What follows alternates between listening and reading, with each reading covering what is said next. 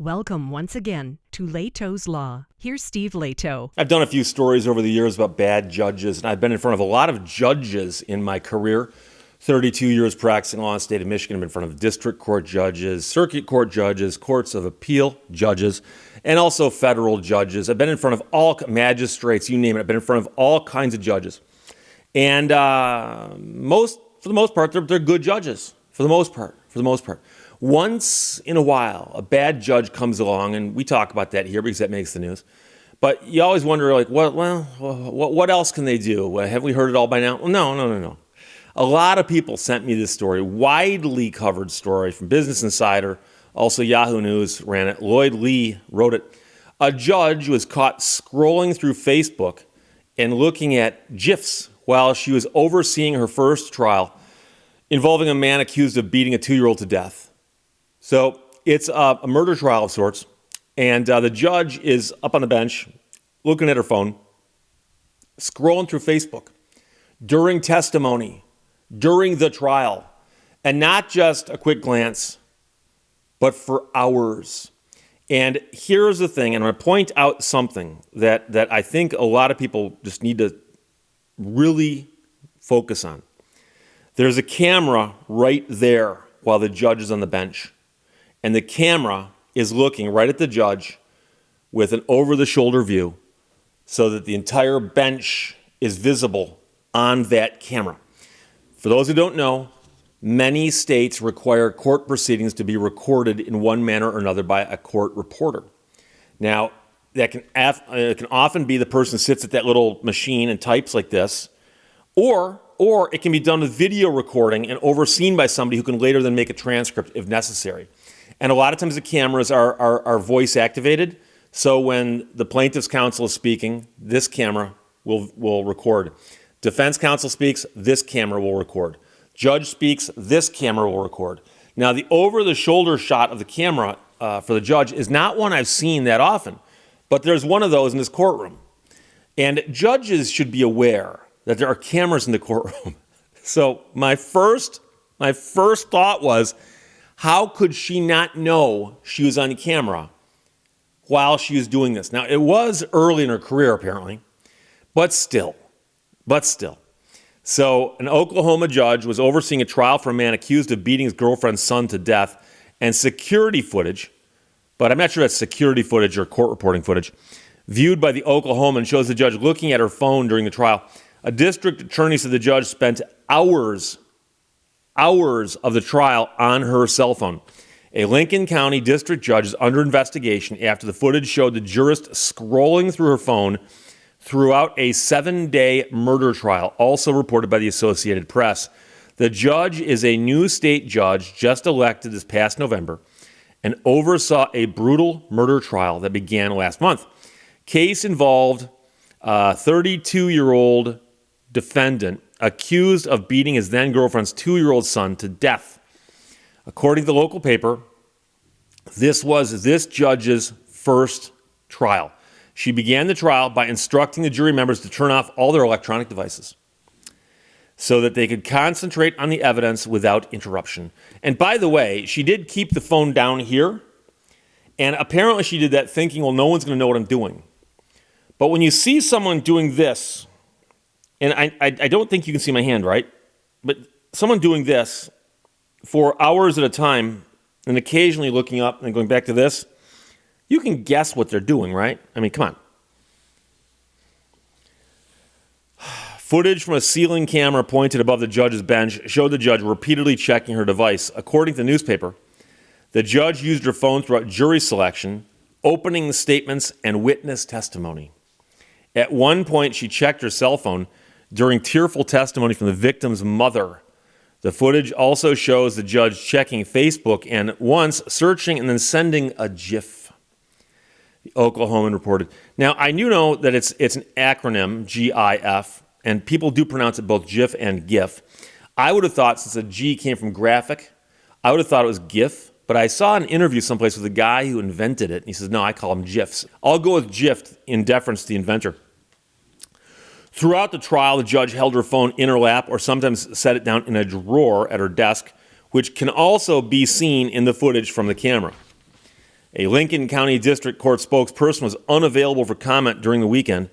District attorney who reviewed the footage after receiving a tip from a courthouse employee told the Oklahoman that the judge spent hours of the trial on her cell phone, both texting and scrolling through social media. He said it's both shocking and disappointing.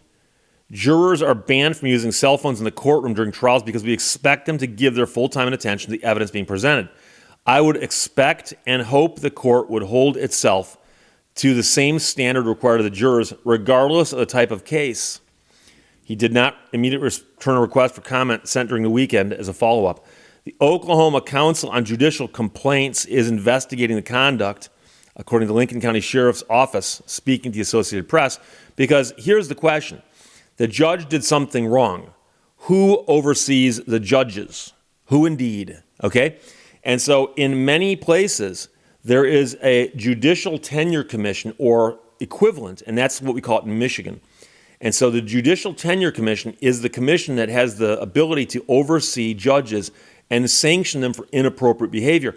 They, of course, fall under the auspices of the Michigan Supreme Court because it's a state court question. So in Oklahoma, apparently they've got that as well, the Council on Judicial Complaints.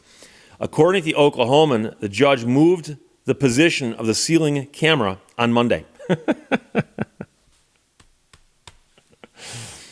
The district attorney told the newspaper that he's concerned the judge did so instead of trying to address her behavior.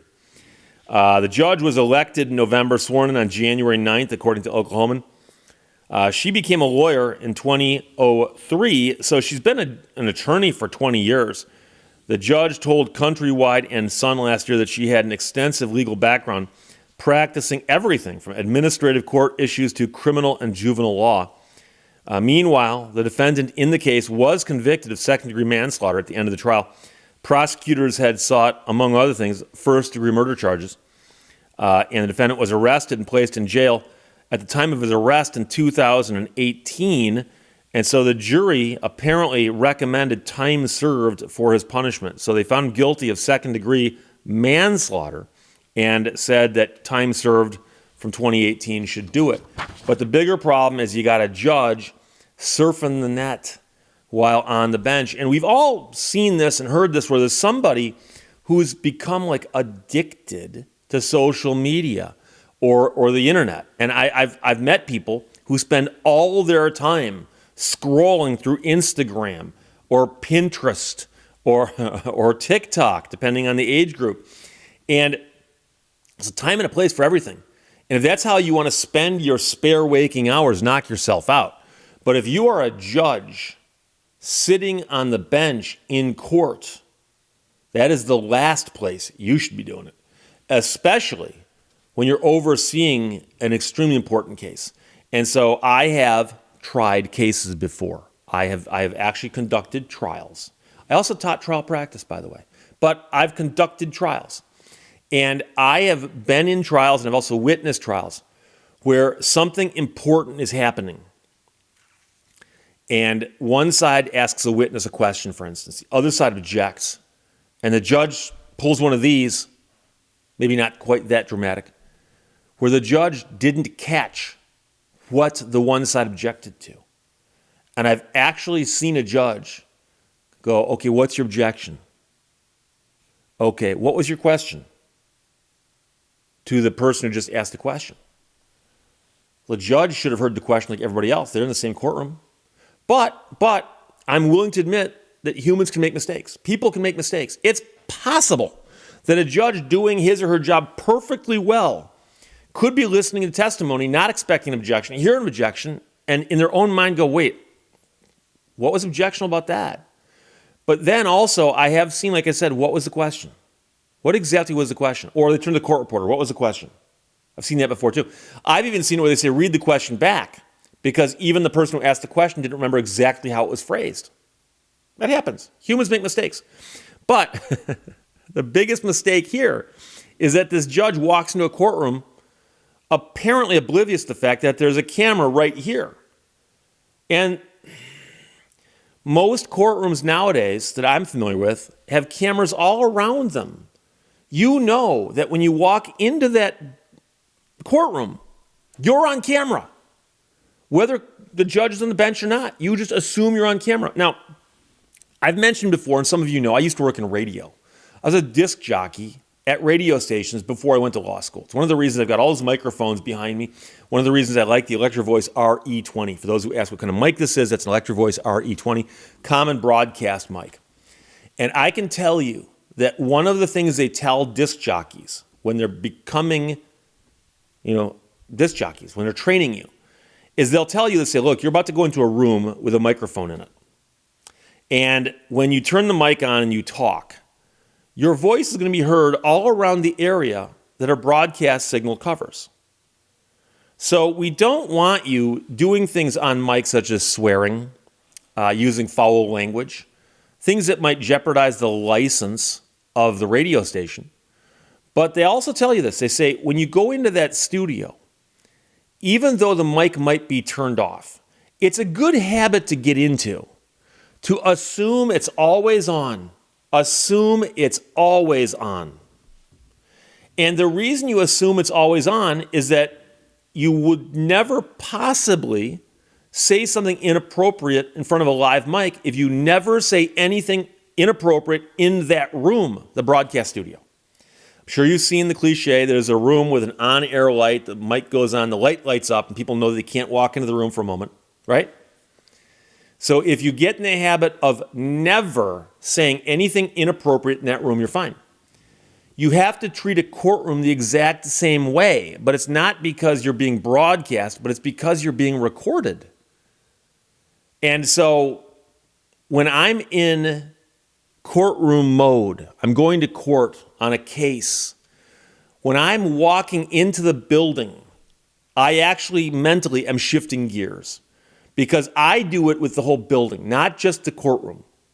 Because I've actually been, and here's the thing, we also picture the prototypical courthouse, right? It's the grand building in the center of town with a couple statues in the front lawn, maybe a couple cannons. And you walk in the front door, now you're greeted by a bailiff, you go through a metal detector, all that stuff. You go over to a wall, find out what courtroom you're in, you go down the hallway, go into the courtroom, go look for the prosecutor, might be in a different.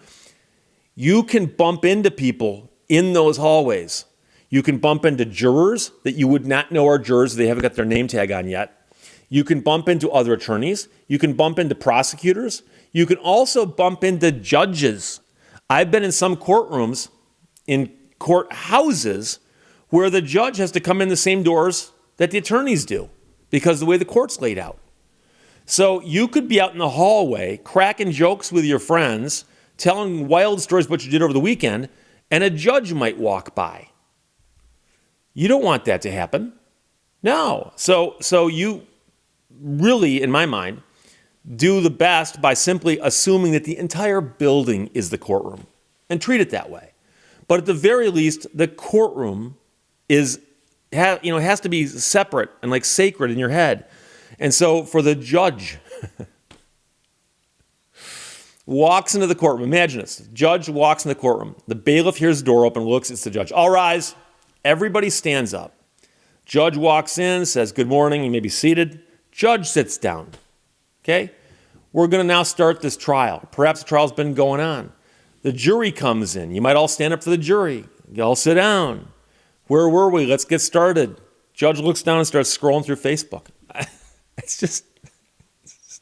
It's beyond the realm of anything I thought I'd be talking about here.